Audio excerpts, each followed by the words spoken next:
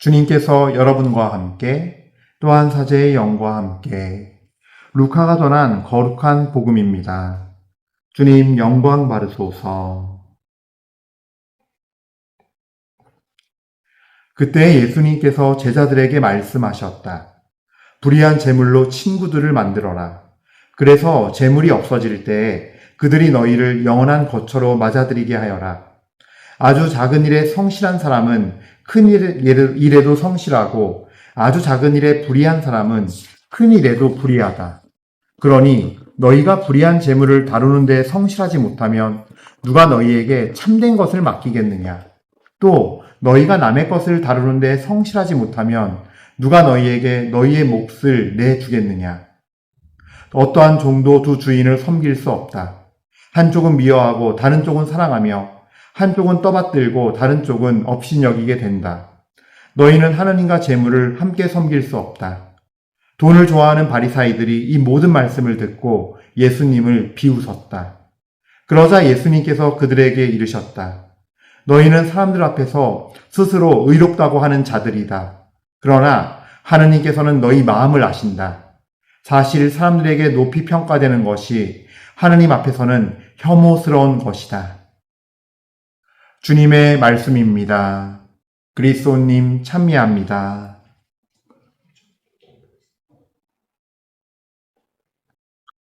참 예수님, 은효 1830 교회 여러분들, 그래요. 우리 주 예수님 감사 찬미 드립시다.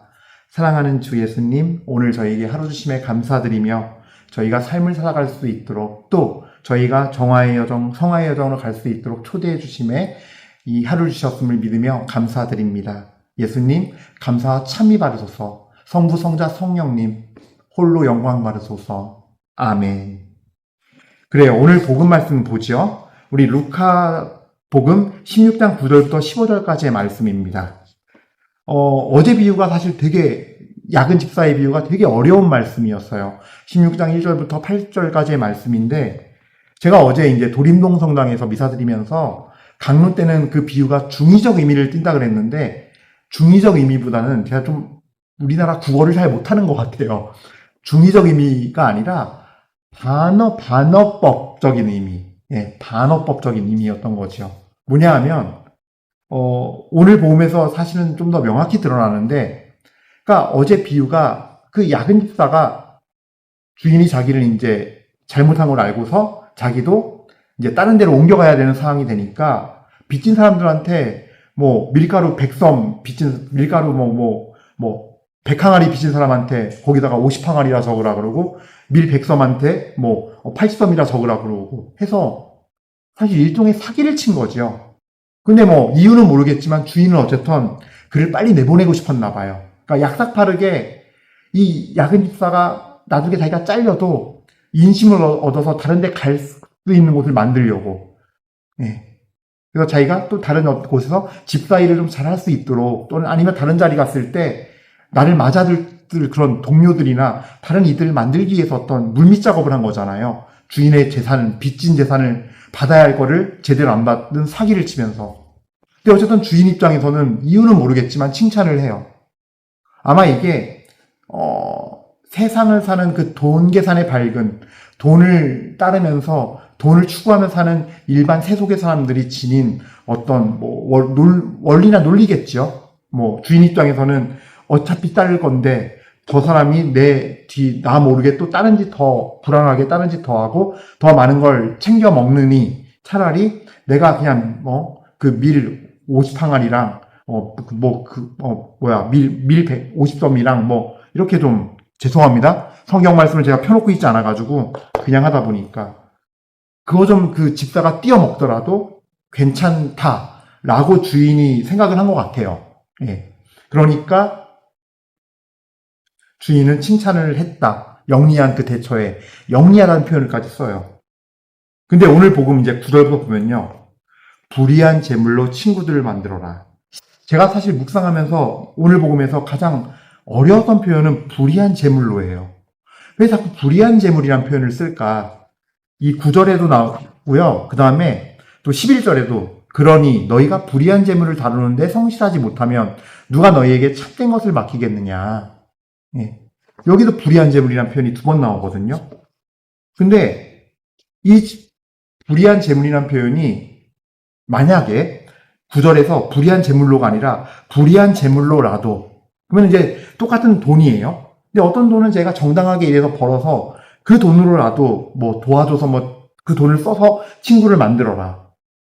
그리고 이 불의한 재물, 네가 부정을 저지르고 죄 지었지만 네가 갖고 있으면 그 돈 잘 활용해. 그래서 그거까지도 이용해서 친구를 만들어. 이런 말씀이 아니거든요, 지금. 불의한 재물로는 재물 자체를 불의하게 본 거예요. 여기서 예수님께서는 이 비유에서 왜 불의한 재물이라는 표현을 썼을까? 우리가 흔히 이 아람어인데요, 만몬이라 그래요. 만몬, 자본주의, 돈, 재물, 이 부의 힘을, 돈의 힘을, 만몬. 예. 이 만몬에 대한 어떤 이 만몬이 지닌 힘. 그래서 하나님보다 더 의지하게 만들고 돈의 노예로 만들어버리는 거. 돈을 우상으로 삼고 살게 만드는 거. 그러니까 돈이 있어야 사니까 돈돈돈거리면서 살게 돼요. 미사 나와도 성사생활 해도 미사만 끝나고 성당방만 나가면 돈을 신경 안 쓸 수가 없어요. 근데 실제로 우리가 결혼해서 부부생활도 그렇고 자녀가 생기면 또 그렇고 또 아이들도 밖에 나가서 학교 다니고 학원 다니고 친구들이랑 어울리려면 하다못해 떡볶이 하나 더 먹으려면 함께 돈 이렇게 더치페이 해야 되고, 그러니까 돈은 우리 일상을 지배하는 게 맞아요. 너무 필요해요. 돈이 없으면 먹을 수도 입을 수도 집도 없어요. 예. 그러니까 너무 중요한 게 맞는데 그렇게 중요하고 꼭 필요하다 보니까 우리 일상을 지배하는, 즉 만몬의 영, 돈의 노예가 돼버리는 측면 때문에 재물을 불의한 거로 보시는 것 같아요. 왜냐면 하나님보다 더 하나님처럼 현실에서 힘을 떨치니까. 그래서 이 만몬의 영에 지배되기 때문에 이 재물을 불의한 재물로 표현하여 말씀하신 것 같아요. 너무나 강력하니까. 하나님도 가리워버리니까. 예. 내일 들을 라테라노 성전 축일에 성전 정화 사건도 그런 류예요. 성전에 있는 사제들이 돈의 노예가 돼가지고 부패하고 타락해서 장사꾼들을 배치해서 그 돈 뇌물 받아서 자리 주고 장사할 수 있게 자리 주고 이런 거잖아요. 그런 그 당시에 문제가 있었는데 사제들도 대사제들도 그렇게 다 돈의 노예가 만들어버려요. 속을 위선으로 부정부패를 썩게 만들어요. 이게 만몬의 힘이에요. 이게. 그래서 불의한 재물이라는 표현을 예수님이 쓰셨고, 이 재물로 야근집사 비유에서의 그 반어법인 거예요. 제가 아까 말씀드린 그 중의적 의미가 아니라 반어법. 뭐냐면 이 한 세상 그깟 80년, 100년 사는 거 인생, 그것도 자리 하나 얻어내려고 그렇게 사기까지 쳐가면서 주인의 빚진 거를 사기까지 쳐가면서 온갖 노력을 다해서 악한 방법으로, 잘못된 방법으로 자기 자리를 만드는데 너네는 이 불의한 재물로 친구들을 만들어라. 9절의 뒷말씀이 중요해요. 그래서 재물이 없어질 때 그들이 너희를 영원한 거처로 맞아들이게 하여라. 예. 재물이 없어질 때는요, 뭐 벌 받아서 가난해지고 뭐 모르겠어요. 그러니까 이런 의미가 아니라 재물이 없어질 때, 그러니까 사실은 우리가 재물이 없어질 때가 물론 뭐 사업을 잘못해서 운영을 잘못해서 갑자기 돈이 줄어들 수도 있고 이런 것도 있지만 사실은 재물이 없어질 때가 언제예요? 내가 이 세상 떠날 때 그 돈 갖고 못 가잖아요. 집 갖고 못 가잖아요. 재물이 없어질 때, 재물이 필요 없을 때 다 포함되는 표현이에요. 예. 그들이 너희를 영원한 거처로 맞아들이게 하여라. 예. 너가 그들에게 베푼 자선으로, 선행으로, 너의 물질 도움과 땀의 노력과 네가 모든 걸 다 도와준 그 재물로, 그래서 그것이 불의한 재물이 아니라 너를 천국 가게 만드는 재물이 되게 해라. 이게 바로 우리가 갖고 있는 재정, 우리가 갖고 있는 돈, 재화의 사용법이에요. 하나님께서 말씀하시는 그 천국을 사라는 거예요. 이 한 문장으로 완전히 반어법이다. 그 비유는 반어법이었던 거예요. 이제 이해되시죠? 예, 제가 어제 도림농성당에서는 국어 실력이 모자라. 그걸 중의적이라고 그랬어요. 죄송합니다. 예, 반어법이라고 얘기하고 싶었던 거예요. 예수님이 특이하게 비유를 반어법으로 설명하신 거예요. 빛의 자녀들은 하나님의 방법이 있는데 바로 이거야. 너희는 만몬의 영에 사로잡히지 말고 그 불의한 재물로 오히려 자선과 선행으로 하늘의 재물을 쌓아서 그들이 너희에게 고마워하는 마음이 하늘로 올라갈 터이니 그 상급을 가지고 너희가 재물이 필요 없어지는 그날 바로 너희가 죽어서 천국으로 갈 때 그때 영원한 거처로 들어갈 수 있는 재물이 되게 해라 라는 거예요. 그게 진짜 재산이다. 너희를 영원한 거처로 맞아들이게 할 거야. 그 친구들한테 베푼 자선으로 인해서 그 친구들이 너희를 맞아들일 거야, 천국으로. 이 표현이에요. 그리고 보세요. 아주 작은 일에 성실한 사람은 큰 일에도 성실하고 아주 작은 일에 불의한 사람은 큰 일에도 불의하다. 그 비유의 16장 1절부터 8절에 나왔던 어제 복음에 나온 야근 집사는 지극히 작은 일에도 떼어먹고 주인 거 떼어먹고 그랬어요. 세속의 죄인들이 그래요. 만문의 영에 사로잡힌 돈의 노예들이 그 유혹을 못 이겨요. 1,000원 도둑이 100만 원 도둑 되고 1억 도둑 돼요. 불성실하고 큰일에는 더 불성실하게 돼요. 나중에는. 죄가 죄인 줄도 몰라요. 11절 말씀. 그러니 너희가 불의한 재물을 다루는데 성실하지 못하면 누가 너희에게 참된 것을 맡기겠느냐. 우리가 받는 이 돈의 재물의 훈련이요. 신앙인에게는 꼭 있어야 돼요. 그러니까 어느 정도 어느 규모로 얼마나인지 모르지만 하나님은 꼭 하세요. 왜냐면요. 저 십자가 보세요. 예수님의 십자가는요. 예수님 발가벗긴 채로 돌아가셨잖아요. 똑같은 거예요. 우리 인생도 똑같은 거예요. 내가 하느님께 완전한 제물로 봉헌되는 게 신앙이에요, 사실은. 그러니까 우리가 이 만몬의 재물을 다루는데 우리가 자선으로 하느님의 그 진리의 법칙으로 하지 않는다면 누가 우리에게 참된 것을 하느님께서 너희에게 참된 것을 과연 맡기겠느냐? 여기서 누가는 하느님이에요. 주님께서 너희에게 참된 것 맡길 것 같아? 이 세상의 만몬도 제대로 못 다루면서 거기에 유혹에 넘어가서 근력이 좋아야 100년 살 인생인데 길다면 너희 눈에는 길게 보일지 모르지만 영혼의 시선을 가진 하나님 눈에는 찰나의 순간인데 그 찰나의 재물도 다루는데 성실하지 못하고 흔들리고 내 욕심 차리고 탐욕 부리고 걱정과 염려로 덜덜 떨면서 살고 내 자아를 주님께 완전 재물로 내놓지 못한다면 하느님께서 너희 가운데 누구에게 진짜 참된 영원한 생명, 영원한 것을 맡기겠느냐 이거예요. 또 너희가 남의 것을 다루는데 성실하지 못하면 누가 너희에게 너희 몫을 내어주겠느냐. 우리는요, 내 거라고 생각하잖아요, 다. 주님께서 맡겨주신 거예요. 우리도 집사예요. 야근 집사가 되지 말라고 루카복음 16장 2절부터 8절에 그 야근 집사의 비유가 나온 거예요. 그렇게 세속적인 최선을 다하는데 너희는 영원한 것에 얼마나 최선 다하느냐. 그에 최선 다하는 사람이 되어라. 정주에 본받을 건 있는 거예요. 야근 집사에게.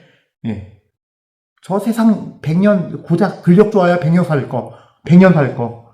그렇게 온갖 짓을 다 하는데 빛의 자녀들은 영원한 생명을 살려면 얼마나 주님께 충성을 다하고 얼마나 주님의 방법으로 최선 다해서 성실하게 뛰어들어야겠느냐. 이 말씀이에요. 그래요. 그러면서 이 불의한 재물에 대한 예수님의 결단을 촉구하는 말씀이 나옵니다. 16장 13절 말씀. 어떠한 종도 두 주인을 섬길 수 없다. 한쪽은 미워하고 다른 쪽은 사랑하며 한쪽은 떠받들고 다른 쪽은 업신여기게 된다. 너희는 하느님과 재물을 함께 섬길 수 없다. 이게 양쪽이라는 표현을 쓴 걸 봤을 때는 아까 제가 강론 서두에 말씀드린 것처럼 우리 현실을 지배하는 정말 하느님보다 더 하느님 같은 피부로 와닿는 존재가 바로 이 만몬, 돈이에요. 만몬의 영이에요. 근데 예수님께서는 분명히 말씀하세요. 그리고 부자 청년의 비유가 떠올라요, 갑자기. 그 부자 청년도 어려서부터 십계명과 율법의 계명을 다 지켰어요. 근데 그 마지막 한마디에 무너졌어요. 마르코복음은 심지어 그 청년을 사랑스럽게 바라보셨다 그랬어요. 그 청년의 입에서 나온 말이 거짓이 없었기 때문에. 하지만 딱 한 가지 질문에 넘어가요. 무너져 버려요. 뭐냐? 너가 가진 것을 다 팔아 나를 따라라. 그 한마디에 무너져요. 울상이 되어 돌아가요. 그토록 실제적인 하느님보다 더 하느님같이 실제 현실에서 느껴지는 것이 만몬의 영이에요. 만몬이에요. 재물이고 돈이에요. 그래서 양당 간에 하나 선택하라고 촉구하시는 거예요. 다른 걸 여기 더 껴넣지도 않아요. 근데 우리는 또 6장 14절부터 15절 마무리를 잘 봐야 돼요. 돈을 좋아하는 바리사이들이 이 모든 말씀을 듣고 예수님을 비웃었다. 그러자 예수님께서 그들에게 이르셨다. 너희는 사람들 앞에서 스스로 의롭다고 하는 자들이다. 그러나 하느님께서는 너희 마음을 아신다. 사실 사람들에게 높이 평가되는 것이 하느님 앞에서는 혐오스러운 것이다. 너무 무섭고 두려운 말씀이에요. 전 한마디 한마디가 너무나 날카로운 칼이어서 지금 깜짝깜짝 놀래요. 묵상할 때마다. 예. 가짜 신앙인, 종교인, 가짜들의 특징이에요. 하느님보다 현실에 있는 걸 선택해요. 매일 미사 나오고 성사생활 열심히 하고 뭐 해요. 말론 다 해요. 순종해야 한다, 가난해야 한다, 성인들 본받아야 한다, 온갖 좋은 기도문 다 보고 다 해요. 바리사이가 그런 사람들이에요. 실제 그랬어요. 이 사람들은요, 그러니까 사두가이 계층, 사제들과 지도자들, 그 아래에 있는 지성인들이고 스스로가 율법을 많이 공부해서 경제적인 안정도 누려요. 그러니까 우리 대한민국 사회로 치면 자기 집 갖고 있고, 예, 경제적으로 해서 안정돼 있고, 뭐 월급 따박따박 들어오고, 그 다음에 사람들 앞에 섰을 때도 어디 출신이에요? 어디 출신이고 뭐 했어요? 하면은 훌륭하시네요. 그래서 본당에서도 사모기원이나 뭐 어떤 장자리 맡길 정도, 뭐 성체분배회, 무슨 회장 맡길 수 있을 만큼, 아니면 사모기원, 아니면 남성구역회, 여성구역회 맡길 수 있을 만한 사람이에요. 그게 지금 대한민국 사회에서 바리사이 기준이에요. 이 돈을 좋아하는 바리사이란 말 안에는요, 너무나 많은 게 들어가 있어요.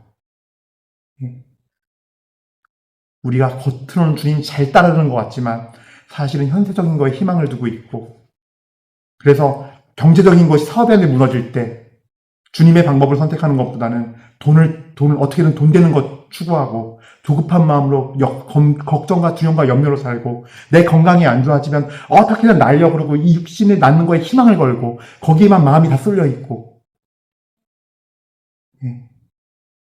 그런 경우들이 있죠.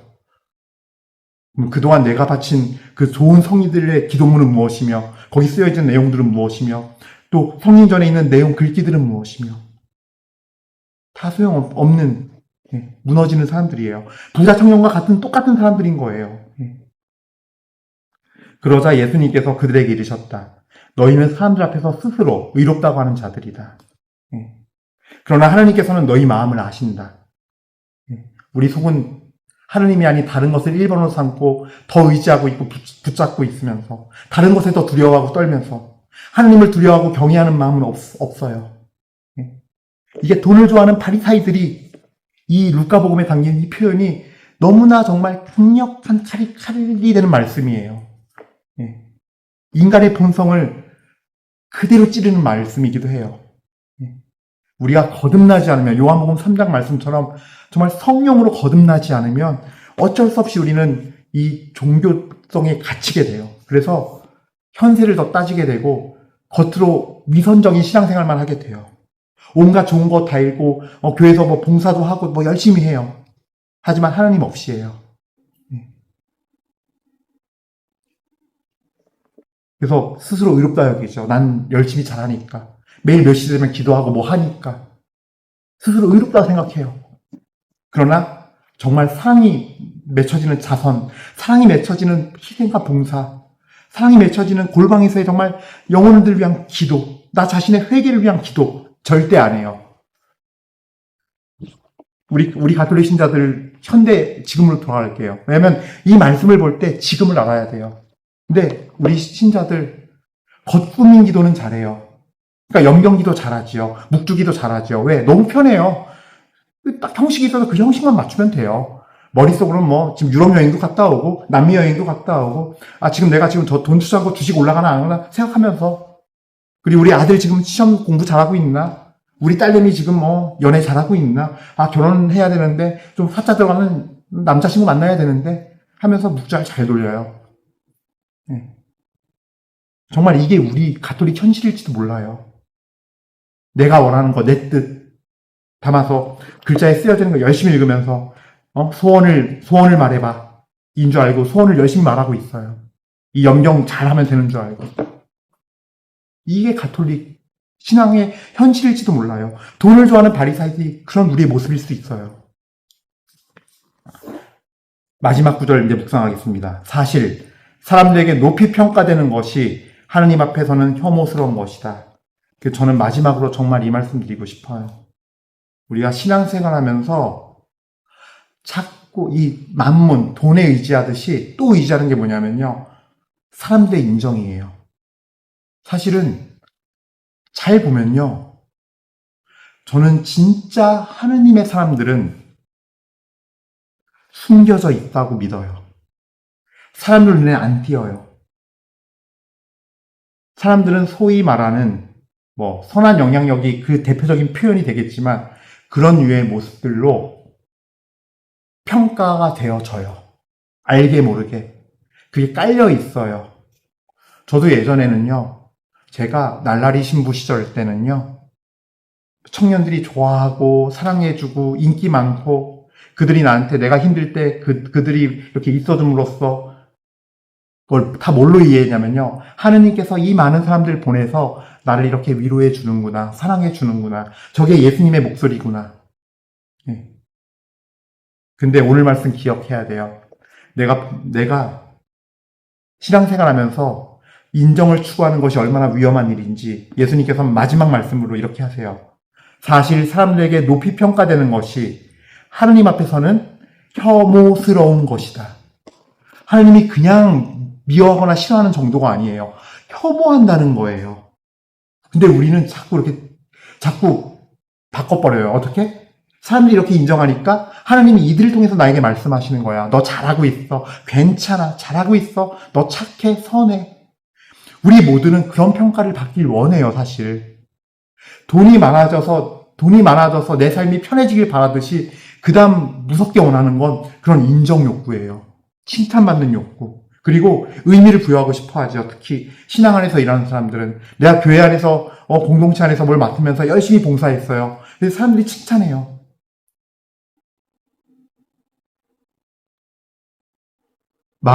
내 마음 안에 예수님이 1번이 아니면 그 모든 것들은 나를 만족시키기 위한 것이 돼요. 내 마음 안에 주님께서 1번이면 그 모든 것들을 다 떠날 수 있게 돼요. 그리고 정말 필요한 순간에 어떤 사람의 입을 통해서 말하는 것을 식별하여 들을 수 있게 돼요. 이게 중요해요. 식별하여 듣게 돼서 정말 주님께서 날 알려주시는 말씀이구나. 알게 돼요.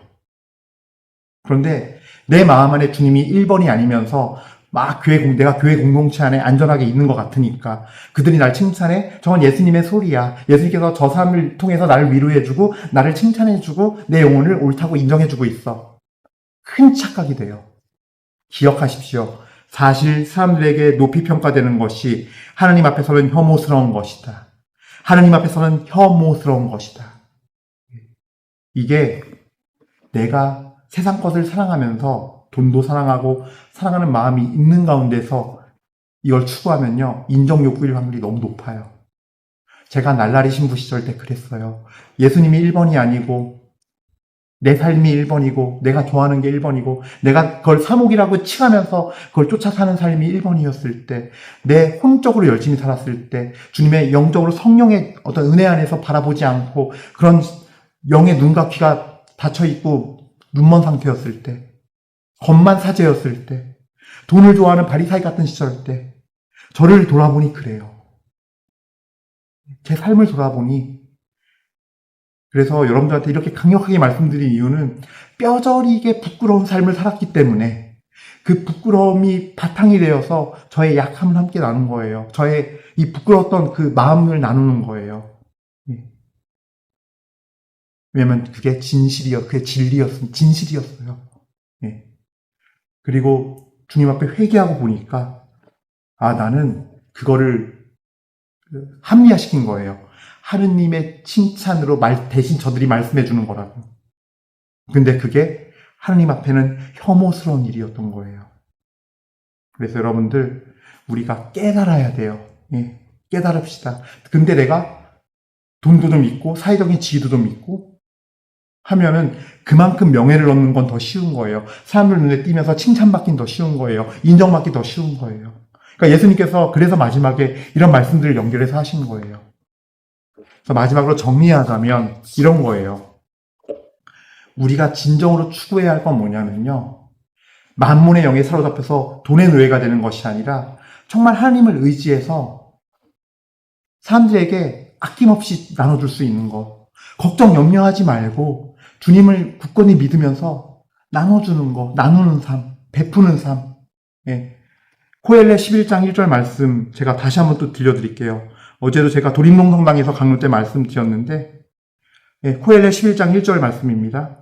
내 빵을 물 위에다 놓아 보내라. 많은 날이 지난 뒤에도 그것을 찾을 수 있으리라. 물 위에 놓는 거예요. 믿음으로. 주님, 나눕니다. 쌓아두지 마세요. 쌓아두려고 그러지 마세요. 나누는 거예요. 주신 분이 또 채워주시리라 믿으면서 흘려보내는 삶. 이게 바로 영원한 거처로 친구들이 나를 맞아들이게 하는 방법인 거예요. 그랬을 때 이 빵이 물에 가라앉지 않을까 걱정하지 마세요. 필요한 이에게 갈 거고 다시 내가 공공하고 어려워질 때 돌아올 거, 나에게도 돌아오고. 그리고 무엇보다 이 친구들이, 그 도움을 받는 친구들이 감사하는 마음이 하늘로 올라가서 상급이 되어서 제가 영원한 거처로 갈 때 갈 수 있는 그들의 그 감사와 하나님께 드리는 감사와 찬미가 나를 천국으로 맞아들이게 하는 것이 그 상급이 될 거예요. 상급으로 이어질 거예요. 그게 1번이에요. 그리고 탐욕을 부리지 말 것. 뒤에 쭉 나오는 거예요. 주님께서 이 불의한 재물의 노예가 돼서, 만몬의 노예가 돼서 너네 불성실하게 살지 마. 하나님 앞에 성실해. 그리고 이 불성실한 이 불의한 재물로도 너희가 이거 너희 거 아니야. 이거 너 주님 거야. 이 주님 거 다른데 성실하지 못하면 참된 주인이신 하나님께서 너에게 참된 것을 주겠니? 너희 몫을 주겠니? 안 줘. 그래서 탐욕에 빠지지 말고 성실하게 나누면서 살라는 거예요.